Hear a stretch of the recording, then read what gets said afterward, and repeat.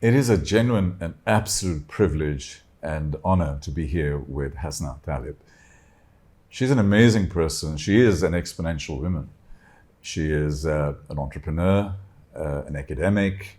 She has built businesses. She's a financial trader. She is basically one of those amazing people that you look at and you always wonder, wow, how can she achieve all of this in such a short period of time? And today, our privilege is to actually be sitting here in our studios with her to talk to her about her journey, about her future, and how she's impacting the world and making a difference. And this is where I feel genuinely involved in bringing this to you. Hasnae, real welcome. Thank you very much. Thank you so much. Thank you so much for having me here. And I'm so happy to be sharing my story with you and with everybody else. You know, when we look at somebody like you, like I said in my introductory remarks, is that, we just don't know where to start and where to end because you've achieved so much. But before we talk about that, can we just step back into your early stages of your life? Was there a person who inspired you? Was there a moment that really was a catalyst for you and you said, this is what I must do in my life? Well, when you're at a very young age, and I talk from my experience, when I was like 17 and 18, or maybe before that, even at the age of 15, 16, you really don't know what you have to do and what you don't, right? And especially if there is no sort of guidance that is given to you by, let's say, by your parents, your family, or by the environment that you are at. That was my case. At that time, I was doing things. My biggest person that inspired me a lot was my mother, but I just didn't know why. The only reason that I was so inspired by her is because she was a strong woman. She would take care of us. She would always support us in whatever we want to do. But what do we want to do? That's what I had to figure out by myself. And all I knew is that I wanted to be independent. I didn't want to depend on my parents. And I didn't want to be like anybody else. I said, look, I came here for a reason and I got to do anything about it to achieve what I want to achieve, which is become an independent / successful. But I didn't know what the hell that is, right? You have to throw yourself in there to know what is that. Which is a very normal journey, by the way. Most people don't, and I think it's unfair to ask a 15, 16, 17-year-old young woman or young man basically saying, where the hell do you want to go? Because we don't know. Now, do you have brothers and sisters? I do have 2 sisters. So going back to my journey of when I was 15 or 16, so you're super young, you're a woman, you're a girl, so many traditions. I was living in Morocco at that time, coming from a very decent, normal family. So what do I have to do to become that exception in my family? All I had at that time is studying and education. So that's why you find me like loving education a lot. I would go do my bachelor's, master's, try to do a lot of trainings, get involved into my PhD and so on and so forth. Because I believe that the only thing that has saved me at that time was education. So that's the only thing I knew at that time, and that's what I kept on doing. Until one day I figured from a professor who was telling us that there is a potential for you to get to participate in a space camp, which was done by NASA, and then to be able to go to the US. So if you get to finish the whole program in the US for 3 months, you'll be selected to get a scholarship and to study for free. So that was my goal at that time. I said, hell, I have to go to the US no matter what. That's great. So did you want to become an astronaut? I mean, is that what you were going to do? At all. So the connection here was for me to get a scholarship. Right. So if that's the route I had to take, that's what I would do. Right? Yeah. It's funny you say that because I think for a lot of people, those are the inflection points in their life. And then you focused on that, and then the rest, nature takes over and you succeed. How was the 3-month program? Was it really boot camp? Was it really crazy? It was super crazy. It was super tough. And I was alone. Oh, by the way, my parents, they didn't want to let me go at that time. They were like, no, you're still young. You're coming. We don't have ladies that would go outside and, of the country, and you're still 17. I took that challenge. I had to convince and try to evolve a lot of people in between to convince my father to let me go. Yeah. And I went. The program was super tough. Oh man, that was crazy. Like you're in the middle of somewhere and people are just... Have you ever been in a place where people are talking about the moon, about the rockets, about the black holes, about... Yes. And I'm just like, where did I put myself? How am I going to get away with it, right? Yeah. But I think that is where probably you grew the greatest, and grew the most, because you were outside your comfort zone. And that's what a lot of young people need to be able to understand, and a lot of parents need to be able to understand, is that we have to put our children in a space where they are uncomfortable, because that's where they actually grow. I think that's 100% correct, and I think that's where success comes from. You have to throw yourself out there. I put myself in a lot of challenging times in my life, and I was just like, am I crazy? Like I would be having nobody, broke completely, and I just have to work hard for something that might work and might not work. I think that risk that we should take it, because you only know how capable you are when you really put yourself in the ocean and you learn how to sail. That's the only way to know how to sail. You come across as a crazy successful person, right? And you've done everything, and you've done everything at the youngest and the fastest and whatever. A difficult question for you. Yeah. What did you fail at? Can you share a story that you really failed at and you said, oh my God, what am I going to do? Where do I go from here? I think I fail every single day, and I think we all do. And I believe that success comes from those failures. I don't call them failures. I would take what you told me earlier. You call them learning experiences. Yeah. So in every single, like sometimes you fail to convince somebody. I would fail to close a deal with somebody.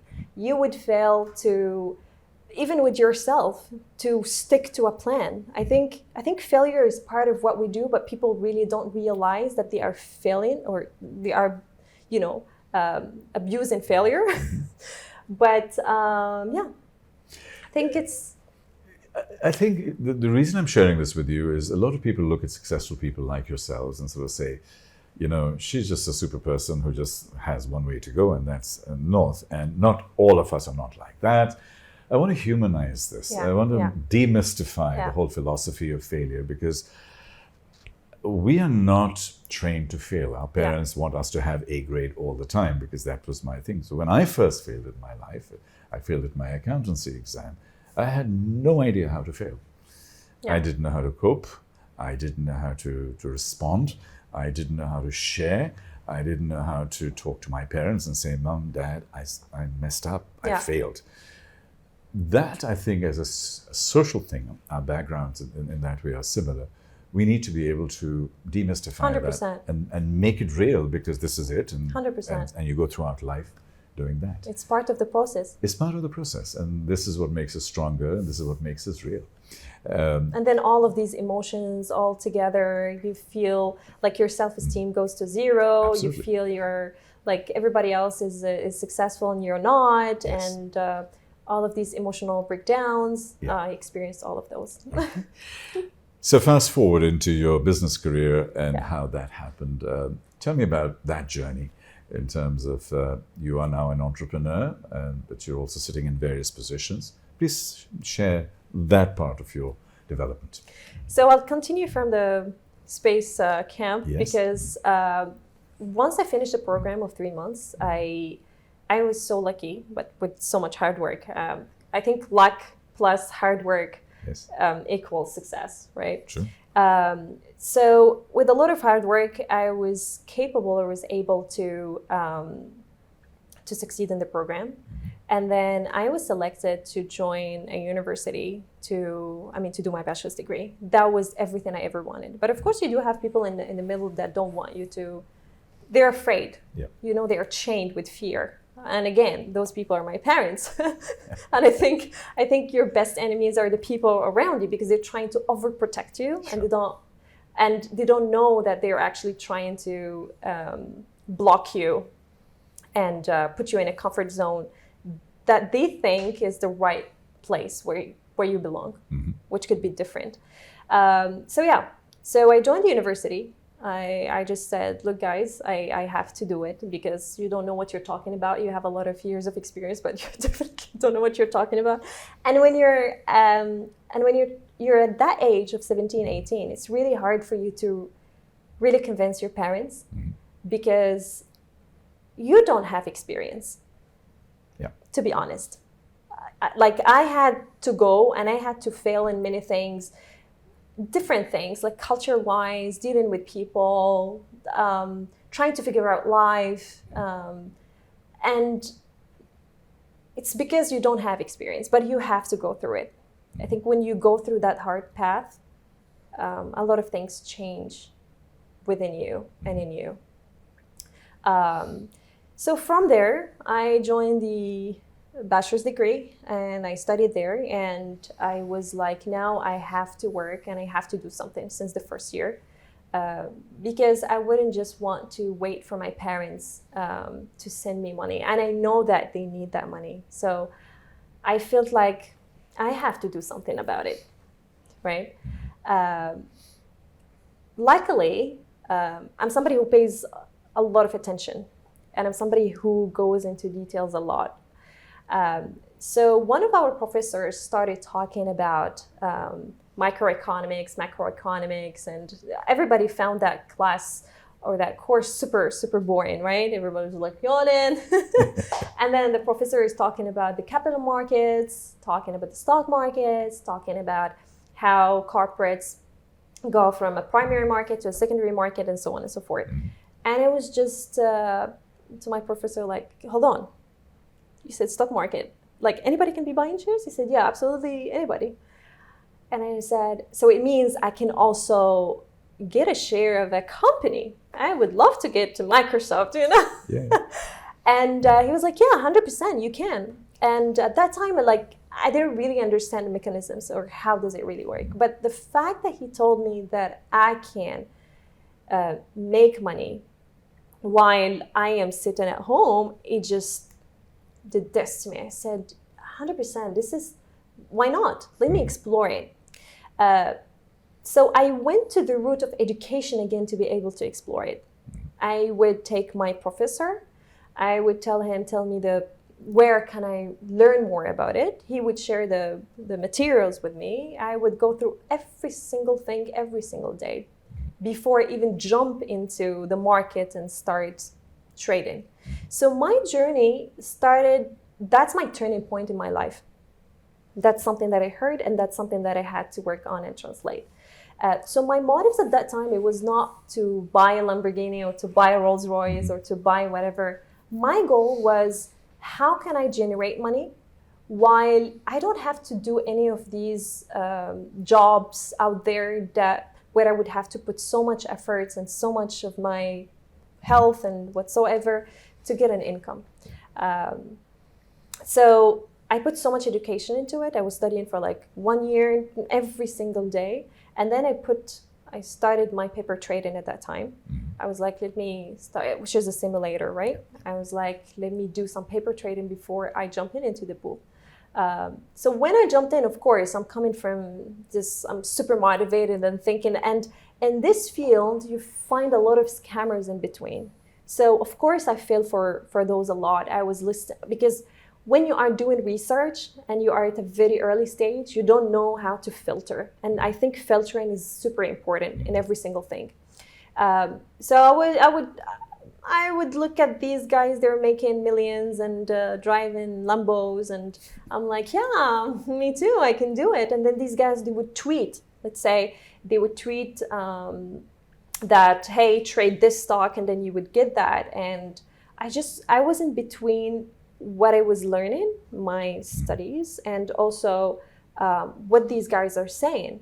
So I'm like, okay, if this guy is showing me his mansion and showing me his Lamborghini, it means that he's right. it's better than this, right? So it was in between all of this chaos. And I think what made me realize what was the right path to take when it came to trading was to really try the two paths. Me listening to a guy, and then after a couple of days I would lose all of my money, or me really researching and try to find out my own formula. And after a lot of failures, talking about failures, I failed a lot. Like I made money and then I lost money, and then I had to make it and then lose it. And then sometimes I would go minus, and then I would go, what the hell? And my parents would be sending, imagine, like, it's a huge responsibility. Your parents would be sending you money, and then after you screw up, you know, and you don't have any savings to finish the month. You have a lot of courage to do that, because even though I have been in and around the financial world, I've always been reticent about trading, and somehow you need a special kind of stomach for it. Yeah. Obviously you have that. So when you were looking at the whole philosophy of trading, whether it's on the fundamental side or in the technical analysis and building trends, but at the end of the day, you must have come up with a format and a template and a structure which gave you the confidence to be able to trade more boldly and be successful. What was that process? I think it depends on your personality. Okay. Right? At that stage, when I was trading, I was more of I was doing day trading, right? It's what we call intraday. I would do swing trading as well, which is holding my stocks for a couple of 2 days, 3 days, and then sell them. I think with time, your personality changes. So I'm not doing any intraday today because my personality has changed. I'm like, how can I invest my money right now instead of how can I trade it and then sell, right? Based on fundamental analysis, as you said. So I think you have to try different ways when it comes to trading, different strategies, to be able to know which one is suitable for you.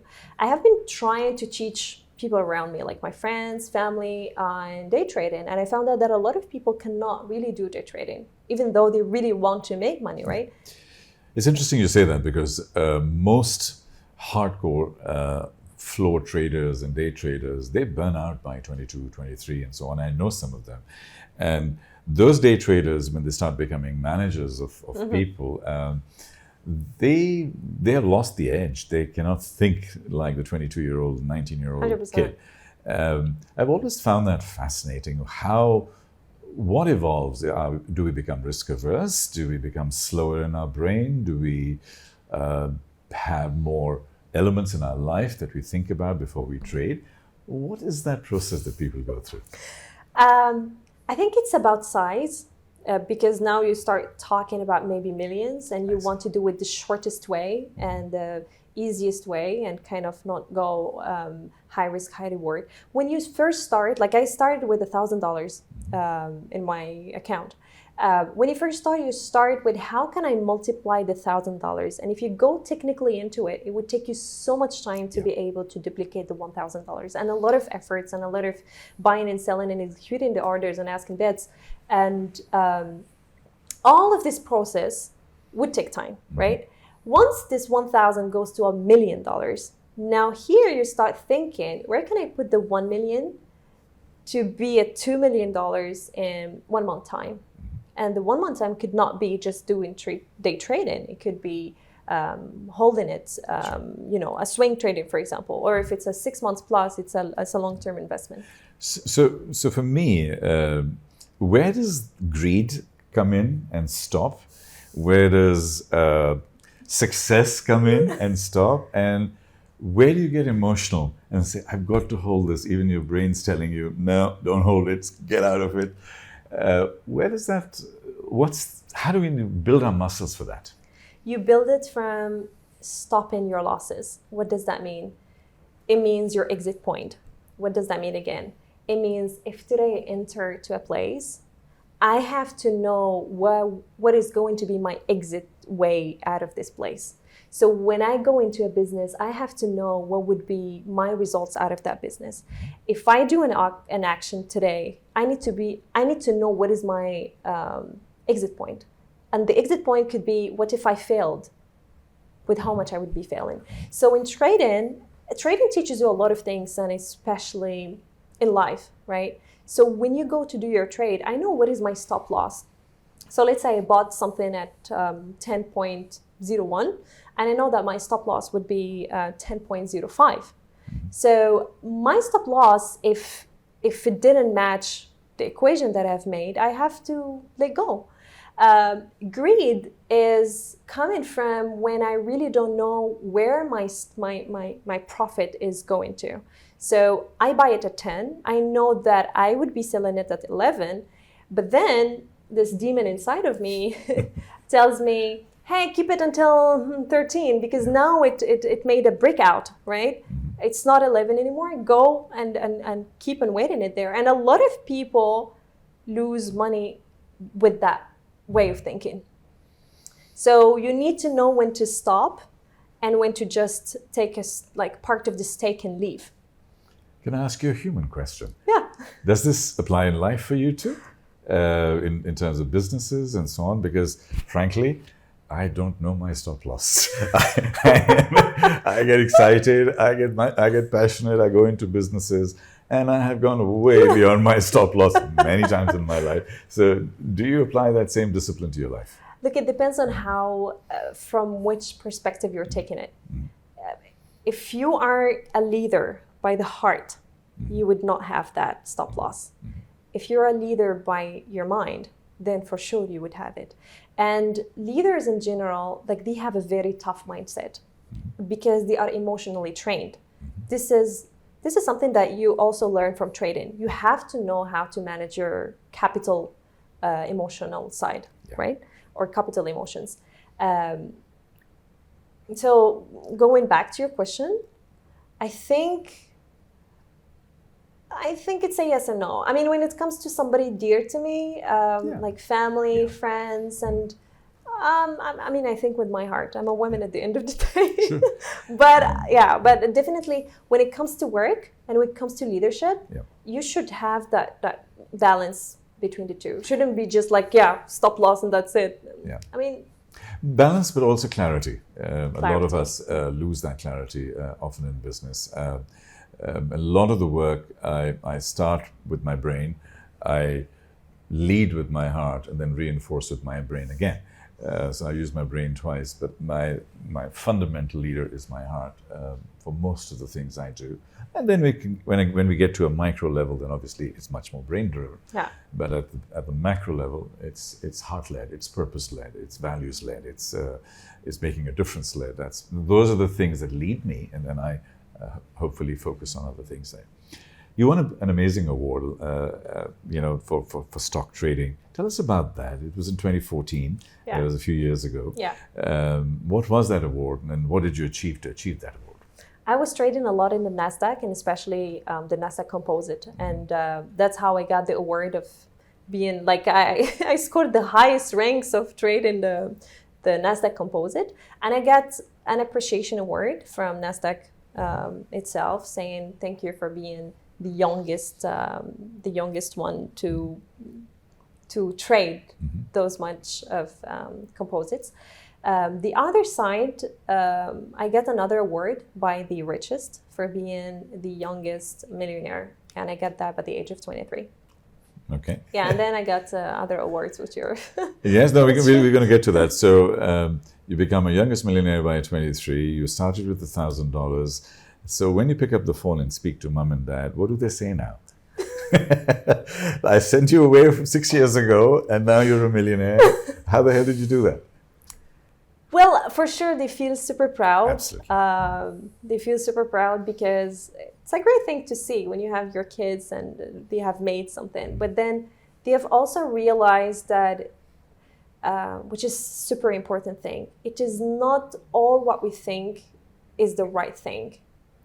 Because sometimes what we think could be harmful for us. So what they thought at that time was not the right thing for me. But then I don't think if all parents followed that logic and they would send their, let's say, their daughter, for sure it will not be the same path, right? So it also depends on what type of a child you have raised. Sure. So I think you hit the nail on the head there, because I was going to say, can everybody achieve this? And I think potentially not. They can achieve different things. What is your passion in life?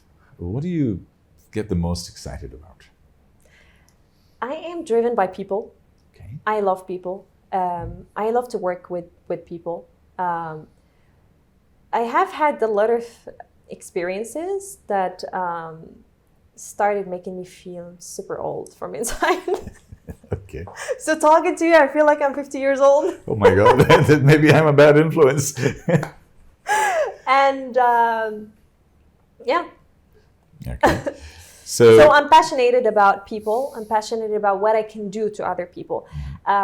Whenever somebody asks me, let's say, they have a small account and then they tell me, hey, I don't know what to do with this money. And then I tell them, here is what you can do with it. And then I find the results like after, let's say, a couple of months or a couple of years, I just feel super warmed.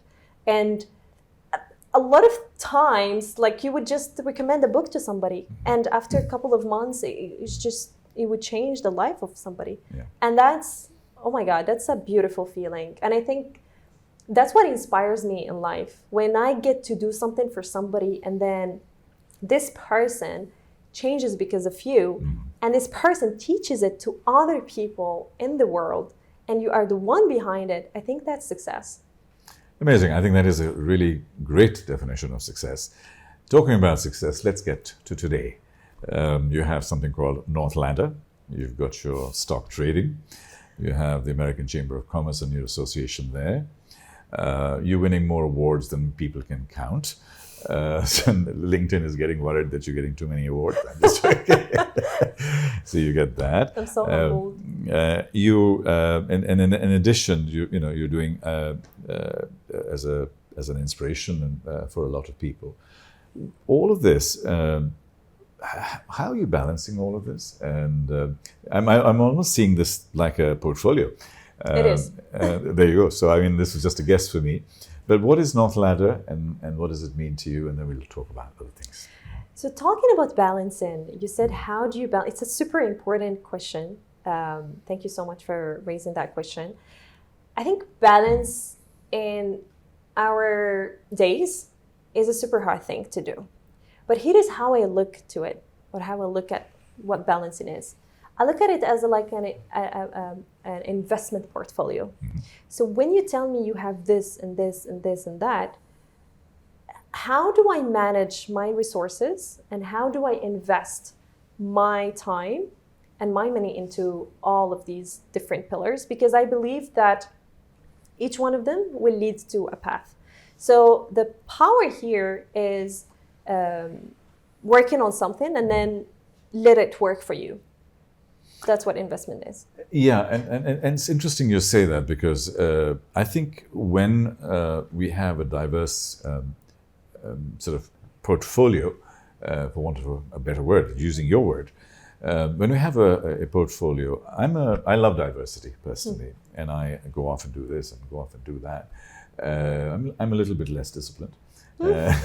So, all it takes is discipline. I know, and I don't have it. All it takes is discipline, yes. And it's super, super duper hard. Sometimes, who are the most successful people in financial markets, mm-hmm. and who are the most successful people in trading? Who are super disciplined, who are like the military people, right? Sure.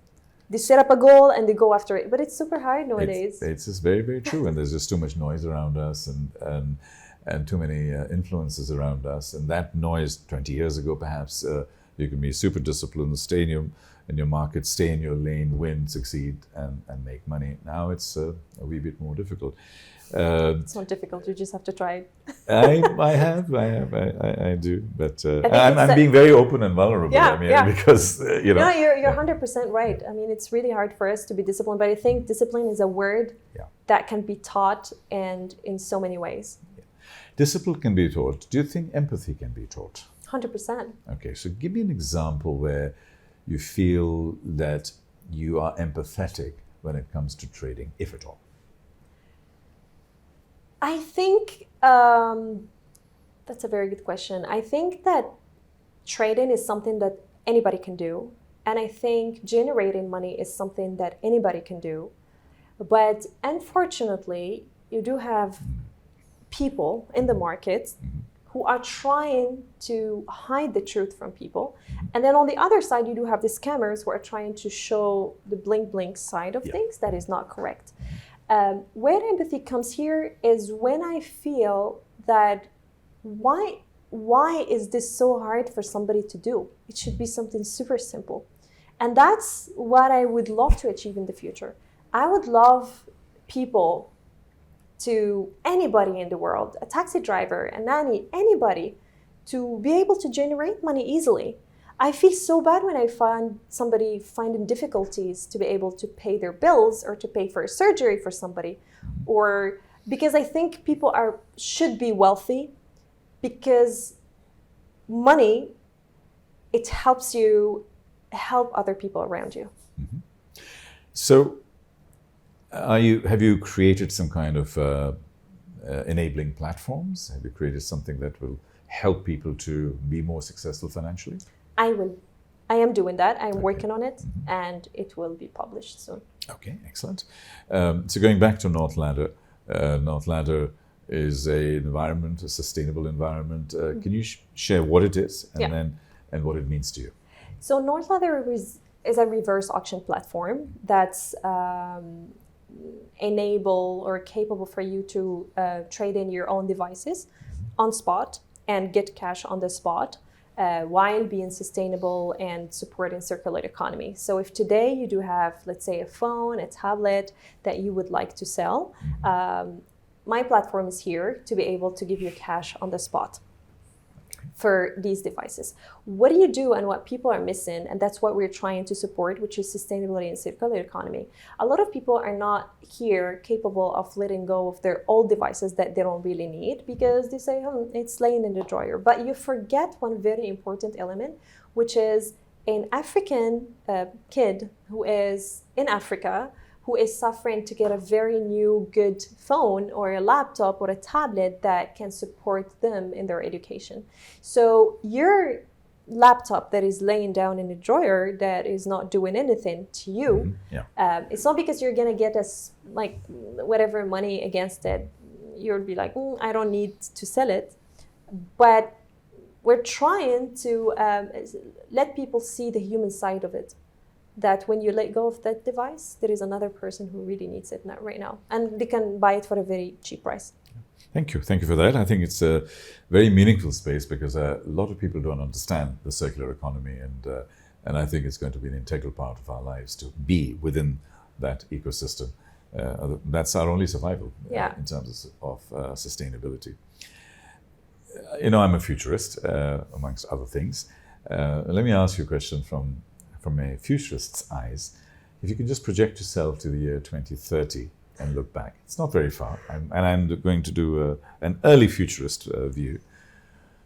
What are the top 2 or 3 things that you can envisage would be happening in the world, happening around your life and the ecosystem that you're working towards? I think the top one would be eye-opening to people. I'm here for 2 things. I'm here to inspire women, and especially thinking about women who are like my type of cousins that are coming from a very, closed family and, culture-oriented family. Mm-hmm. And to tell them that you can do it, being an independent woman, an easygoing woman, an open-minded woman, but still fight for your own standards and you as a woman, right? You don't have to go somewhere else, to another country to be able to build yourself and be a bad girl, right? You still can do it by being the purest woman out of you.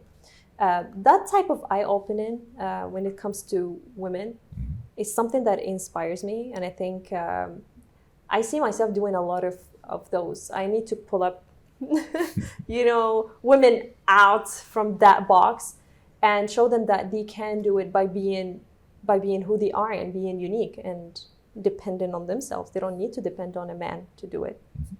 So diversity, and I use the word carefully, equity and inclusion That strategy is something we do a lot of work on in helping women to get to the top.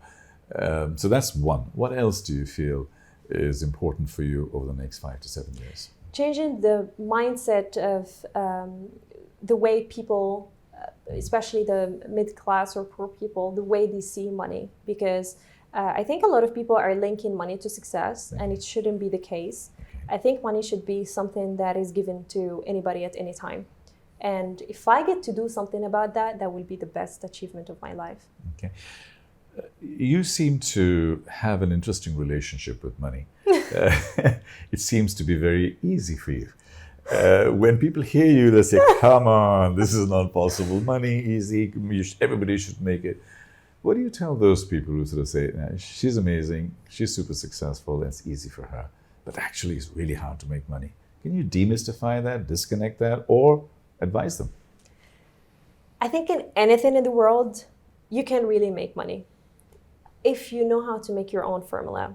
And I think people are not focused. And I think it takes focus and discipline to be able to make money. What does that mean? If today you are a taxi driver and you are focused on the job that you are doing and you are super excellent at it, there is no way for you that one day you will not become that VIP kind of driver, because I know that what I want to do is becoming a driver. You could one day set up an application of connecting all drivers in one app because you understand the whole ecosystem of it. You could today be a media person, but you are focused in your media journey. You could be exploring different strategies, of course, whatever is working versus whatever is not working, but being focused in that path is what creates success. And after that money comes. Money doesn't come before. It comes after, when you understand and when you're an expert in your field. Yeah. I think it's absolutely a great answer, so thank you for that. I think a lot of people struggle with what I would call scaling. Yeah. And so they may be very good at what they do, but they continue doing the same thing and expect different results. It's not going to happen. They may keep incrementally growing. But as a futurist, I genuinely believe that we need to be looking at what I call abundance. We need to be looking at creation of scales.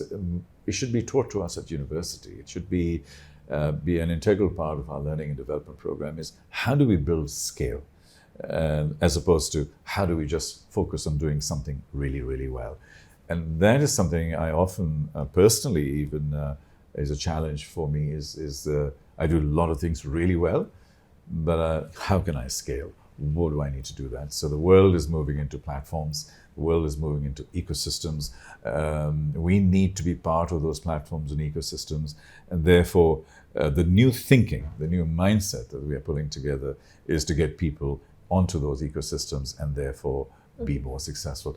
Potentially, your financial trading model will be that ecosystem.